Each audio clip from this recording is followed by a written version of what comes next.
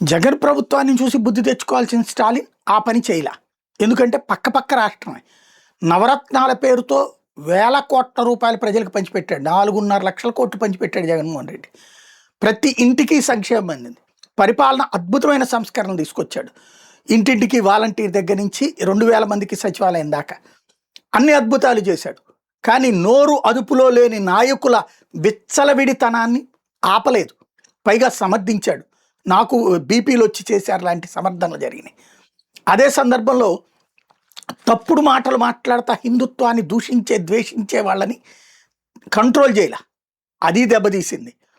అదే సందర్భంలో కొంతమంది మీదన కేసులు పెట్టి వేధించడం, ఈ మూడు జగన్ ఇంత చేసిన మంచిని ఆ మూడు చెడు. అంటే ప్రజలు ప్రభుత్వం చేసినా చేయకపోయినా పర్లేదు, కానీ ప్రభుత్వం వల్ల ప్రమాదం అని భావిస్తే అసహించుకుంటారు. అది గమనించలా, పరాకాష్ఠకి చేరింది, ఫలితం దెబ్బతిన్నాడు. అక్కడ జగన్కి ఏమీ లేదు, ఇది పొత్తులు. కానీ స్టాలిన్కి 29 పార్టీల పొత్తు ఉంది. 29 పార్టీల పొత్తుతో అధికారంలోకి వచ్చాడు. కొడుక్కి పాలనప్పచెప్పాడు. తను ఈ తప్పుడు పనుల్ని, అక్కడ గుళ్ళ మీద దాడుల్ని సమర్థించుకొచ్చాడు. చివరికి దీపాలు పెట్టనీయకుండా చేశాడు. అట్లాగే అహంకారపూరితంగా వ్యవహరించేటటువంటి నాయకుల్ని కంట్రోల్ చేయలేదు. అదేమంటే 10,000 కోట్ల రూపాయలు ఎన్నికలకు ఖర్చు పెట్టాడు. కానీ దారుణంగా ఓటమి పాలయ్యారు. తనే ఓటమి పాలయ్యాడు. ఆ సెకండ్ పరిపాలన అంటే 2 గ్రూపుల పరిపాలన, విచ్చలవిడిగా అవినీతి, ఇవన్నీ కూడా దెబ్బతీసినాయి.